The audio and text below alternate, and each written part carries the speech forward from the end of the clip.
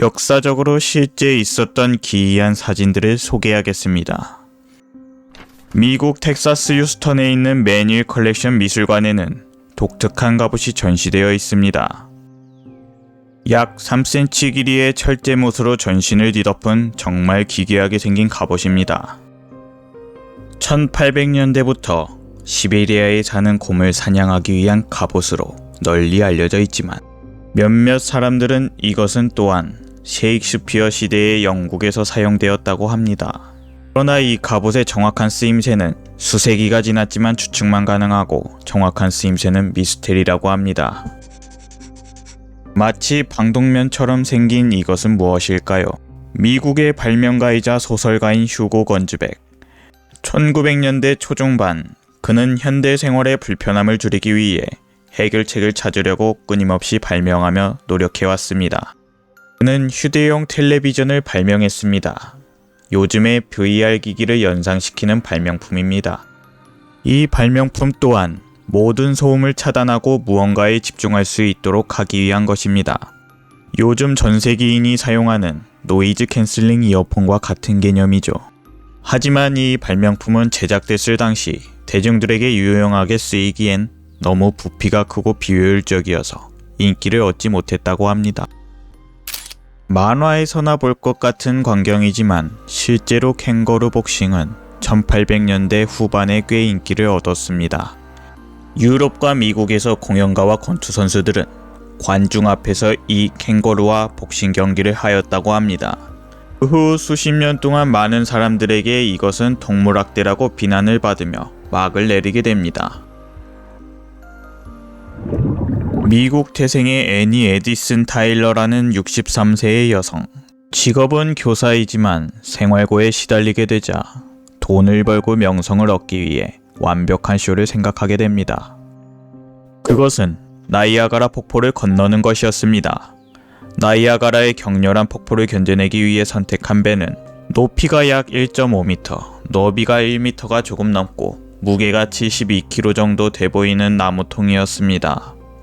통 안에는 테일러를 고정시켜줄 가죽끈, 그리고 그녀가 떨어질 때 충격을 완화하기 위한 쿠션이 있었고 바닥 부분에는 무거운 것을 놓아 무게중심이 아래로 향하게끔 제작하였습니다.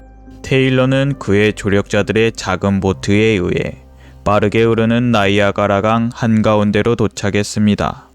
그리고 무모한 도전이 시작되었습니다. 거대한 파도 아래로 떨어지는 테일러는 충격을 조금 받게 되었지만 가벼운 타박상만 있었을 뿐이었고 약 20분 만에 해안에 도착했습니다.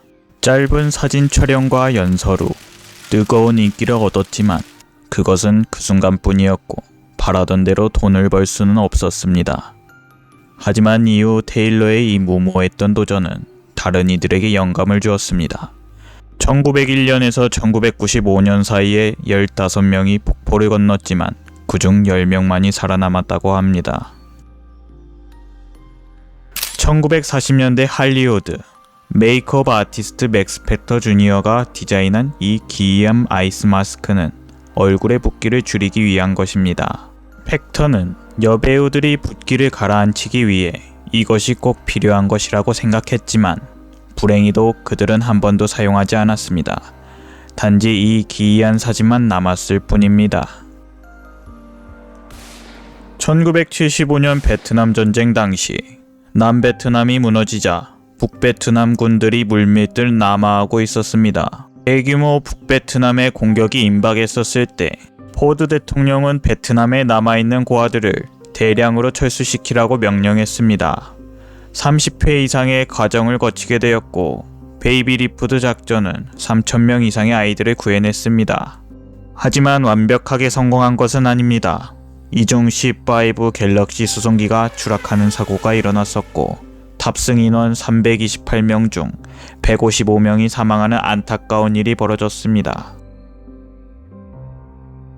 이 무식하게 큰 무기는 1800년대 초반에 처음 제작되었습니다.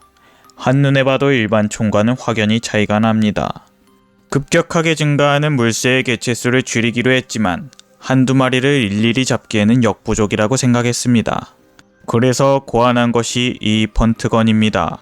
크기가 너무 큰 탓인지 배에 실는 방법을 주로 이용했었습니다. 그렇지만 불편함을 감수했고 이 무기의 효과는 엄청났습니다. 한 발에 50에서 100마리의 물새들을 죽일 수 있는 능력으로 물새들의 개체수를 감소시키기 시작했습니다. 사냥꾼 셋이서 하룻밤에 400마리가 넘는 물새를 잡았다고 합니다. 그렇지만 효과가 너무 좋은 탓에 물새들의 개체수는 급격하게 감소했고 일부 국가에서는 이를 금지했다고 합니다. 나사의 우주비행사였던 버즈 올드린은 스마트폰, 소셜미디어 또는 셀카라는 용어가 존재하기 훨씬 이전에 역사상 최초의 우주에서 찍은 셀카가 있었습니다. 1966년에 촬영된 이 사진은 올드린의 첫 번째 우주여행인 제미니 12호 임무 중에 찍은 것입니다. 그는 역사상 두 번째로 달에 발을 디딘 사람이죠. 세계에서 네 번째로 에베레스트 산 정상에 오른 여성입니다. 비극적으로 그녀는 또한 에베레스트 산에서 사망한 최초의 여성이기도 했습니다. 1979년 그녀는 남편과 함께 큰 희망을 안고 등반을 시작했습니다. 그러나 정상에 도달한 후 하산하는 동안 슈마츠는 체력이 약해져 피로와 추위에 굴복하고 말았습니다. 참으로 안타까운 죽음입니다. 1960년대에 터키의 많은 술집에서는 술에 취해 서 있을 수 없는 경우 집으로 데려가기 위해 쿠데치라는 바구니를 등에 업은 남자를 고용했었습니다. 오늘날에도 여전히 이것은 필요할 것 같습니다. 왜냐하면 저희 형은 지금까지 신비하고 기이한 사진들을 소개해드렸습니다. 시청해주셔서 감사합니다.